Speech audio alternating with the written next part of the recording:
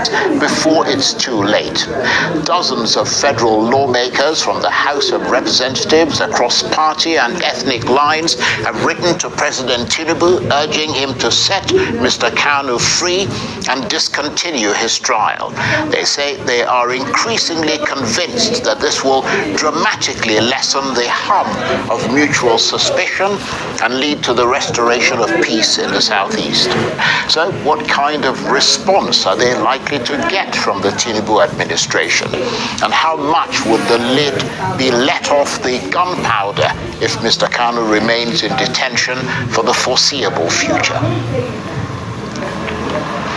Well, one of those whose voice is loudest in the chorus of demands for the release of Nnamdi Kanu is the member of the House of Representatives for the federal constituency of Ikoyi-Umuahia under the Labour Party, Honourable Obi Agwocha, and he joins me now in the studio. Hello, Charles. Thank you very much indeed. Good to see you again. Yeah, good to see you wearing a suit. Yeah, look. I'm not used to seeing you in a suit. I have my LP logo. I'm still Labour Party for life. Okay, well, just in case we forgot, eh?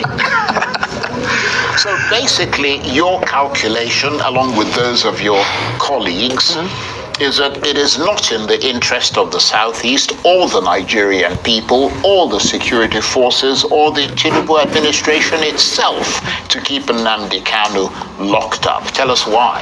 Well, first of all, thank you again for inviting me. On Friday, many lawmakers in the House of Representatives, we met and agreed that the best solution is to appeal to the government of His Excellency Bola Ahmed Tinubu for the unconditional release of Mazi Nnamdi Kanu, who incidentally is my constituent. I represent him at the House of Representatives. He's from Umuahia North. I'm from Umuahia North. So it is my responsibility, as I've always done since I came to the House of Representatives, to speak for him. Where nobody else would, I would speak for him. And many others in that gap where there exists any perception of injustice or tribal discrimination in the administration of justice. Nnamdi Kanu has remained locked up despite so many court judgments in his favor. The Supreme Court held that everything should go back to the lower trial court. Now, we've been shouting to say there ought to be a political solution to this issue. And in the last appearance in court, Justice Binta Nyako actually came up with a solution and said all parties should at least submit themselves to a political solution. Right, so you're encouraged by that. I am more than encouraged by the Federal High Court, of course, urging both parties to explore negotiation and the possibility of a settlement. And I'm also more encouraged simply because the prosecutor and everyone is subject to the rule of law. And I'm so happy that Justice Nyako recognizes that and has given an opportunity for all the parties to come together. And we're appealing to the president. I have known the president to be a listening and attentive president, and that I would not wish to see the president to do otherwise. Doing otherwise will render the Southeast to continue to be savaged by bloodshed. Every single day, many people, scores of people are being killed mercilessly in the Southeast, including military officers.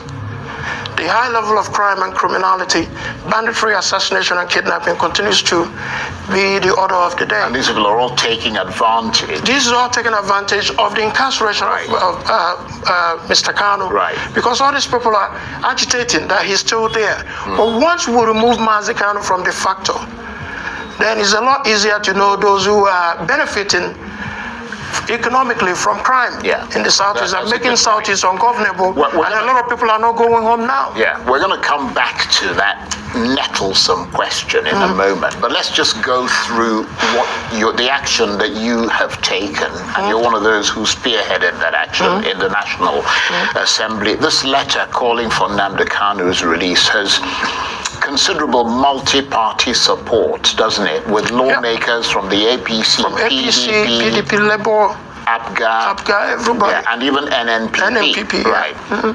And there seems to be an urgency to your call for Kanu's release. I think you mentioned some of that. But just tell us a bit more about what spurred you and your colleagues into action at this time. Well, what spurred me, like I said somewhere, was that I was elected a member of the Federal House of Representatives. And through my campaign, I ran on one single issue, that I would not be shut up in seeking the fundamental right of Mazi Nnamdi Kanu and others in that gap. And I've demonstrated that from day one. I've questioned everybody that needs to be questioned. I've lobbied everybody that needs to be lobbied. I've consistently made my case for it. Well, would you lobby in the same way for someone who is not from your constituency, yes, or who is not from the South? I'm a member of the National Assembly, and that's what it means. Right. That I'm not just there. So you're there to stand for justice. Right. I want to stand for justice. So, but in this wise, is Nnamdi Kanu and the sensitivity of it. Now, my colleagues honored me by accepting to be a part of this. I could have easily done it alone, which would not be successful. I could have also done it through other caucuses, which will not be successful. But this is for the first time that Nigeria is asking for the release of Mazi Nnamdi Kanu, has been demonstrated by the members of the Federal House of Representatives representing various constituencies across Nigeria, coming together on this sensitive issue. And how many are they? I mean, because initially, I think the newspapers were, some said 43, others said 50 lawmakers coming together. Honestly, it must have been typographical error. The number is actually 50 that have signed, ready to go. Right. But because that we are on recess, we believe we will resume back plenary on about July 2nd.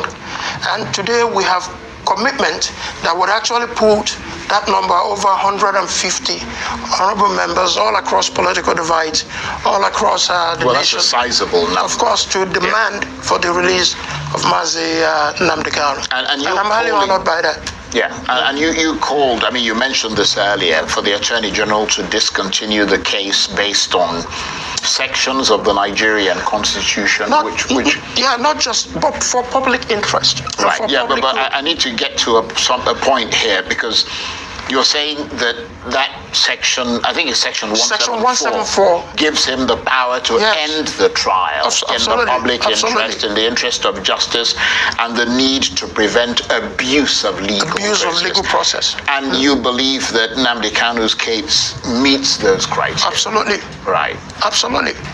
Right. And we expect that the Attorney General, in consideration of this plea, having set precedents as well, in many other cases that I've just mentioned, cannot come to Nnamdi Kanu's case and do otherwise. Nnamdi Kanu deserves the protection of the laws of the Federation, and like I said, every subject of Nigeria, has a constitutional right and due process. And just to reiterate that you believe that Mr. Kanu's release will help to restore peace in the South. Absolutely, without any gainsaying. Right. Without any gainsaying. If you look at what is happening in the Southeast, like I said, what is the basis of the agitations that are currently going on? First thing they will point is the detention of Mazi Nnamdi Kanu.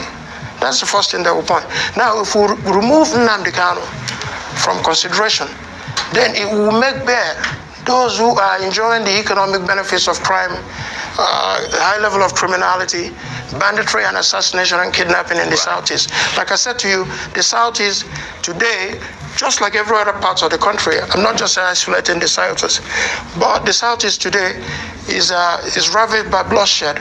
And the president cannot himself say that he's satisfied with an insecure Southeast. Neither the Southeasterners also satisfied with this level of condition going on in the Southeast.